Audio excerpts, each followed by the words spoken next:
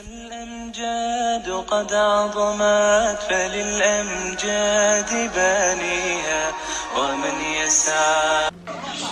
الله أكبر. waxay ahayd dhacdo xanuunkeeda wadata oo ugu ku ah degmada Cabudwaaq kiiska kufsiga iyo dilka leh ee maanta hadalhayntiisu ay sida weyn u saameysay dadweynaha ku nool degmada Cabudwaaq waa Allah u naxariistay marxuumad Ubax Maxamed Yaxye oo ahayd 17 jir Marwa waxaana ay isu diyaarinaysay dhismaha aqalgalkeeda sida uu ii sheegay saygeeda waxaa loo mudaysnaa in farxadda dhismaha arooskooda uu dhaco bilowga sanadka soo socda waxaana la sheegay in ay lahayd uur 3 bilooda qoyska ay ka baxday marxuumad Ubax oo aan tagnay ayaa waxa uu ku yaalaa daafta waqooyi ee degmada waxaana ka jiray dareen murugo leh annagoo la qaybsanayna xanuunka ayaa inna lillahi wa inna ilayhi raaji'uun maantana waa xanuun kale waa kufsi kale waa dil kale la hawla wala quwwata illa billah ilaahayow waad noo jeedaa tabarteena iyo inaan waxba ka qaban karin aan ka ahayn inaan cambaarayno diidno ciddii arinta sameysay inaan ummadda tusno dhahna waa kuwaas khaladka ay sameeyeen ee ummaday arka aan iska qabanno waxaan inta ahayn ilaahayow waad u jeedaa inaan awoodin ilaahay noo qaban khaladka ay sameeyeen ilaahayow khaladka ay ku dhaceen ilaahay noo qaban subhanallah war dhagaheena imisay maalin walba ama taqriiban waxaan badhihi karaa hadda waxay noo noqotay bishii inaan ku xisaabtanno arrimahan oo kale inay soo laabtaan ugu yaraan 2 mar 3 mar bil walba arrimahan ogaada kuwa la sheegay aad maqashaan idaacadaha la yaqaano ay ka hadlaan marka loo barbar dhigo kuwa aan la arag inay kuwa aan la arag ay badan yihiin ha ugu sida waa idaacada dawladda tan hadda ka hadlaysa ama telefishinka qaranka weeyaan gabariyar dabcan umahirsaneed ninkeeda u diyaarsaneedna inay aqal galaan ayaa waa kaasa waxa loo diray qoriyo inay soo gurto uur yar oo 3 bilood ah la sheegay inay lahayd dagar qabaad jidka dhexdiisa u galay kadib inta uu kufsaday ayuu gowracay waad arki doontaan dhageysta halkan uu midida ka gowracay iyo halkan uu sidoo kale ka gowracay la hawla wala quwwata illa billah warna xariis darana bal xogaa video aan daawana barakallahu fiikum waxaan la kulanay hooyo Xaliimo Axmed Khaliif waa marxuumadda hooyadeed waxaana ay noo sheegtay in gelinkii dambe ee shalay xaaba ay dab ku shitaan ay ugu dirtay baadiyaha aysan ka soo nabad noqon hooyo Xaliimo iyo qaar ka mid ah ehelada oo soo helay meydka marxuumadda subaxnimadii hore ee saaka kadib markii ay raad goob ku sameeyeen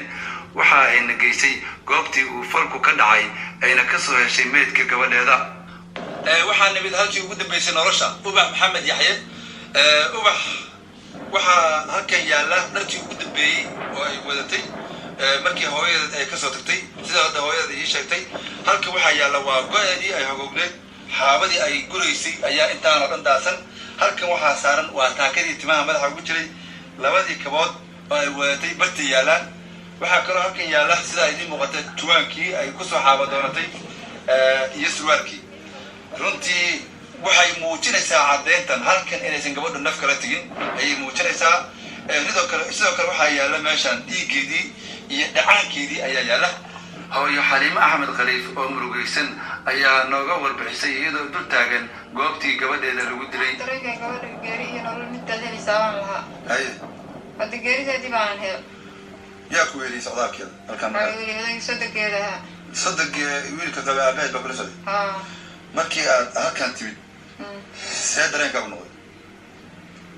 waxba xoogaa baan si noqday laakiin hadda iyo markii haddaaban xanuun badan halkaan buu gabadh marka midhaa qofku qabsaday ka gacday marta halkaa tagtay rafasha ku tagtay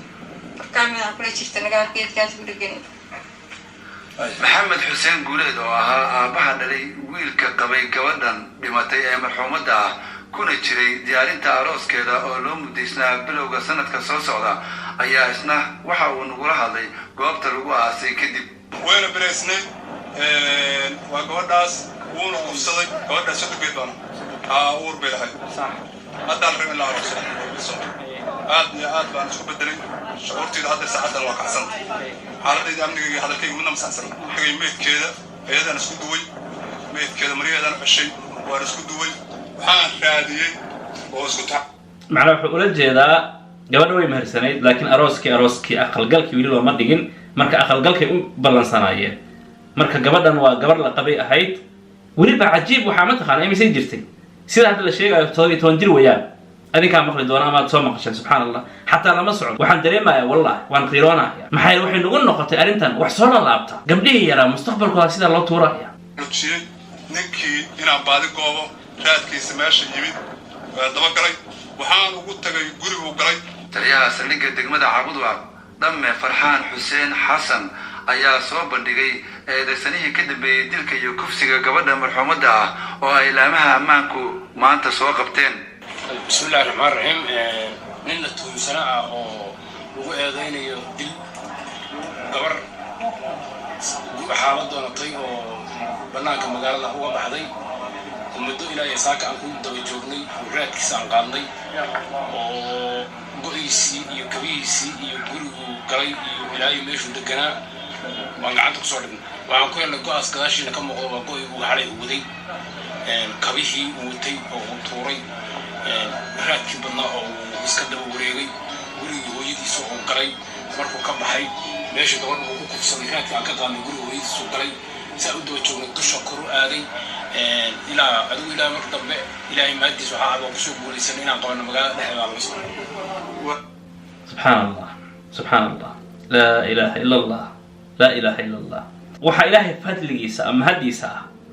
meelaha qaarkiisa ma ogtahay dabcan meelaha saxraha ah ama ciidda badan ay ka jirto iyo wixii la midka ah inta badan ama duurarka waxaa dhacda in badan dad ma maraan raadka qofka hadduu maro lugtiisa kobtii siday u taala sawirkeeda wuu qabanaya dhulka uu qabanayaa hadduu kaba la-aan yahay cagtiisa meel alla meesha ku istaagto way qabanaysaa maxaa dhacaya markaasi qofkaasi hadduu in muddo xataa socdo in la heli karo oo lasoo qaban karo wuxuu isku dayay marka ninkan inuu raadkii uu baabi'iyo oo in badan warwareeg sameeyo kobihii uu tuuro sida hadda muuqata video kalaa jira oo aan sidoo kale aan daawaday waa labadaba xanuun dabcan balkana aan xogaa ka daawan insha allahu tacaala allaha u naxariistay marxuumad ubax maxamed yaxya oo ahayd hooyo uu 3 bilood leh ayaa maanta meydkeeda oo la gowracay laga helay duleedka waqooyi ee magaalada Caabudwaaq iyadoona xubno ka tirsan ehelkeeda oo la hadlay warbaahinta ay sheegeen in dilka ka hor la kufsaday balse baaritaan ay wadaan dhakhaatiir caafimaad iyo ciidamada CID-da ee magaalada maxamed xuseen guuleed oo saddex u ahaa marxuumadda dhimatay iyo cabdullaahi aadan baale oo isna ay ehel yihiin marxuumadda ayaa sidan uga warramaya dhacdadan waxay wax u dhaceen shara galab yaa ubax maxamed yaa waxaa loo diray qoryo maamadii way weeyey gabadhii ilaa xalay oo dhan baa la sugaayey xaafado oo dhan baa laga goobhayay waa la waayey wiil gabadha qabay oo waa nalay baa soo wacay aaba gabadha waa la waayey waxaan baadi goobay maamadii hooyadeed ahayd baan wacay maamadii hooyadeed baan u tegay meeshaas ay ugu dambaysay bay tiri halkaas ay ugu wardambaysay meeshii ay raadkeeda uga soo laabatay baan tagnay markaan raadkeeda tagayn raadkeedaan qaaday gabadhii waxaan u tagay meyd ah oo la isticmaalay oo buumihii meel yaallo ayadii diraceeda iyo googuradeedana halkaa u saaran yihiin jeegadana uu ka bileeyey dhuunta uu ka bileeyey meel walba torriya uga yaallaan meyd bayna ahayd saasay wax u dhaceen oo wax allah u naxariisto ciidamo boolisa yimid oo soo qaaday intaasaa nagu filan xaqiiqatan waa calool xumo wallahi waa calool xumo laa ilaaha ila allah laa ilaaha ila allah raggii soomaaliyeedow dibad iyo dal kuwa joogow qaar innaga naga mid ah waxaa jira damiirkii ka tagay dadnimadii ka tagay lahayn naxariis yar ibni aadan iska dhaafe xayaanaadka naxariis ku jirtaa naxariis aan lahayn xanuun iyo damqasho aan lahayn shahwadooday u tahay midda wax walba aga weyn shahwaday arkaan oo keliya nacam qofkan wuxuu isleeyahay shahwo gudo kadibna dil si uunan qofkan kuu kashifin oo kuu sheegin laakiin caqli shaydaan weeyaan waa caqli dabbaal caqli qof aanan haba yaraatay caqli lahayn weeyaan nacam qofka sidaa u fakaraya qof intuu ku xadgudbo oo kufsado haddana dil ugu daro bal dilkiyaa kala xanuun badan intaasoo midi qof geli oo nool kadibna halkan ka jar intana ka soo jar ka war macnaha ma kuu muuqataa saxriin in loo dilo qofkaas wallahi dilka qaarkiisa xabadaa ka roon xabad qofka in lagu dhufto bul la siiyo hal mar oo ku daaya nolosha ayaa ka roon laakiin mindi inta lagu gelgeliyo qoortaada halkaan laga jaro halkaana laga jaro laa xawla walaa quwata illa billah ilaahu dembigood ha noo qaban laa xawla walaa quwata illa billah waxaad arkaysaa naxariistii dadkii intay ka tagtay ayaa meeshaasaa la marayaa ogaada intaan qaylin karnaan qaylinaynaa intaan sheegi karnaan sheegaynaa arrimaha noocan oo kale ah cid alle ciddii ku dhahaqdee samaysa haddii la marsiin lahaa innamaa jazaa'u aladiina yuxaaribuuna allaha warasuulah ويسعون في الأرض فسادا أن يقتلوا أو يصلبوا أو تقطع أيديهم وأرجلهم من خلاف هذه آيات كالله لغو دخلها انت لقبته سحن الله جرى قعمها إيه اللغها كدبنا السحن لو ديرو هذه أرنتها جري لها محاد عليها متخانا كفسيغا إنو يرادو oo aysan arintan kufsiga badinaysa xeerhoosaad kan iyo khashin kan odayaal intay isu yimaadaan la dhahay xogaagan qaata hal ceeb asturo hal qariyo war maalin walba waxaan dhacayaan gabar yar 17 jir ah ayaa sida lagu sameeynaya hooyo weyn lagu sameeynaya mid 5 jir ah lagu sameeynaya waxa si dhagahayna markaan way ka bateen aad ay ka bateen macquul ma ahan marka inay sii socoto arintan war Soomaaliya meel walba joogtaan hal laga qayliyo hal laga hadlo hagaaro cidii arimahan oo kale rabta inay sameeyso meesha ay joogan hadalena ugu tago nacam tuulooyinka naga dhageysta tuulooyinka naga daawada adigana sheek hadalka habto si ugu yaraan shayaadiinta noocaas oo kale waa shayaadiin insiye ay u haraan ama in yar ay u baqaan ilaahay waxaan naga baryaa gabadha walaasheen inuu u naxariisto tabaaraka wa tacaala inuu ilaahay subxaanahu wa tacaala jannadiisa geeyo tabaaraka wa tacaala inta ay ka dhimatana samir iimaan allah subxaanahu wa tacaala ka siiyo annaga Soomaali haddaan nahana walaalayaal aan isu kaashano cadaawada noocan oo kale dadka nagu wada xumaanta noocan oo kale dadka nagu wada saan isaga qabannahayn qabashadaan waxa kamid ah ugu yaraan hadal hadaad hadli karto ama dabcan qayb video intaad qaybin karto ha arkaan inaan ka damqayno ha arkaan inaan diidannahay ilaahay ku barakay wajazaakumullahu ta'ala khayran wassalamu alaykum warahmatullahi wabarakatuh صديق ليس ينفع يوم بؤس قريب من عدو في القياس وما يبقى الصديق بكل عسر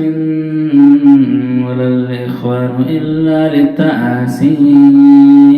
عمرت الدهر ملتمسا بجهدي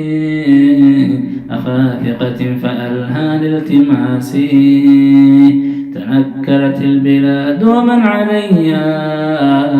كأن أناسها ليسوا بناسي كأن أناسها ليسوا بناسي